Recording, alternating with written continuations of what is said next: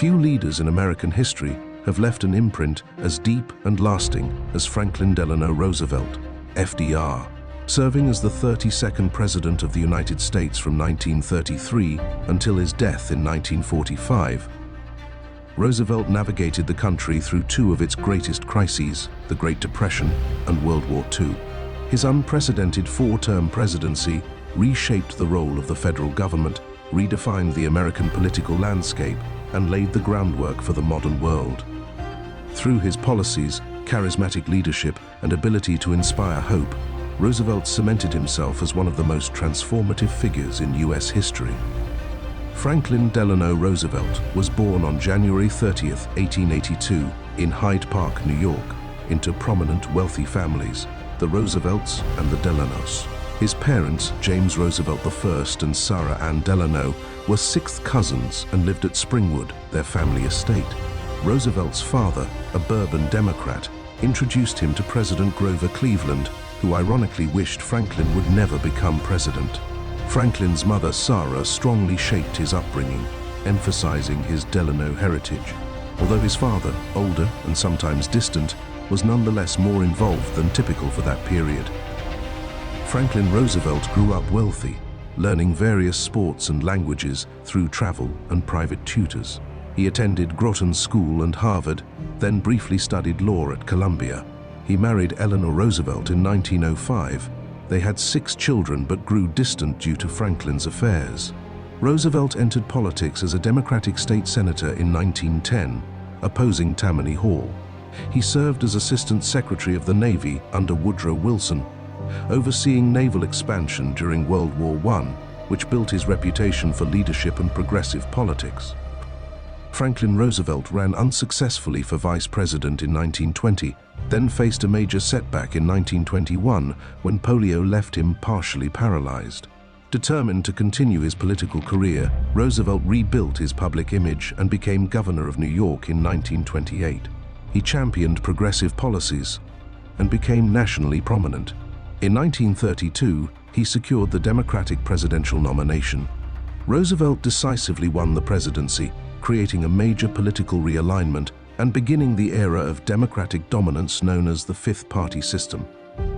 When Roosevelt took office in March 1933, the United States was in the depths of the Great Depression. Banks had failed, unemployment had soared to 25%, and despair gripped the nation. In his inaugural address, Roosevelt delivered one of the most famous lines in American history: "The only thing we have to fear is fear itself." With these words, he set the tone for his presidency, offering reassurance and confidence to a struggling populace.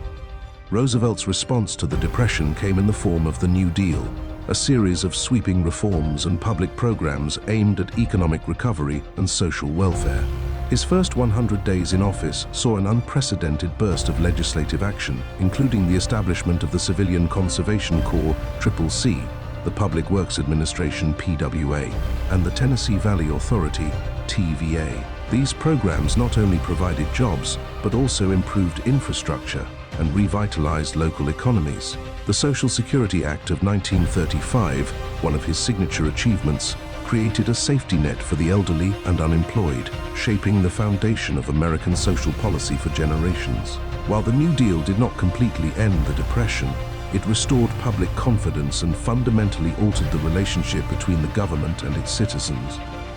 Roosevelt's leadership transformed the expectation that the government had a responsibility to intervene in times of economic distress, a principle that continues to influence American policy today. In August 1939, 2 renowned physicists, Leo Szilard and Albert Einstein, sent an urgent letter, later known as the Einstein-Szilard letter, to President Franklin D. Roosevelt, alerting him to alarming developments in Europe. Their message warned that Nazi Germany was potentially racing toward developing a terrifying new kind of weapon, based on the groundbreaking discovery of nuclear fission. Szilard, recognizing that splitting atoms could unleash unprecedented destructive power, implored Roosevelt to act swiftly to prevent the Axis powers from achieving nuclear dominance. Understanding the catastrophic risk of allowing Adolf Hitler's regime to monopolize such technology, Roosevelt quickly authorized initial research into atomic weapons. Following the devastating attack on Pearl Harbor in December 1941, Roosevelt intensified efforts, transforming theoretical explorations into one of the most ambitious and secretive scientific endeavors in history, the Manhattan Project. He appointed General Leslie Groves to manage the sprawling project, which brought together some of the world's most brilliant scientists in an urgent race against time. Roosevelt also partnered closely with British Prime Minister Winston Churchill, fostering international collaboration that allowed American and British scientists to work side by side toward a common goal, ensuring that the Allies would develop this powerful technology first, decisively shifting the course of World War II. Just as the nation was recovering from the Great Depression, another global crisis emerged. The outbreak of World War II in 1939 put Roosevelt in the position of balancing American isolationism with growing threats from Nazi Germany and Imperial Japan. Initially, he sought to aid the Allies without direct involvement, passing measures like the Lend-Lease Act to supply Britain and the Soviet Union with military aid. However, the attack on Pearl Harbor on December 7, 1941, propelled the United States into the war, and Roosevelt swiftly mobilized the nation's economy and military. Under Roosevelt's leadership, the US became the arsenal of democracy, outproducing Axis powers in war materials and weaponry. He built coalitions with other Allied leaders, including Winston Churchill and Joseph Stalin, forging the diplomatic strategy that ultimately led to victory. In late December 1941, Winston Churchill and Franklin D. Roosevelt came together at the pivotal Arcadia Conference, laying the groundwork for a unified strategic approach between the United States and Britain during World War II. Emphasizing a critical Europe First policy, both leaders agreed to focus their military strength on defeating Nazi Germany before turning their full attention toward Japan.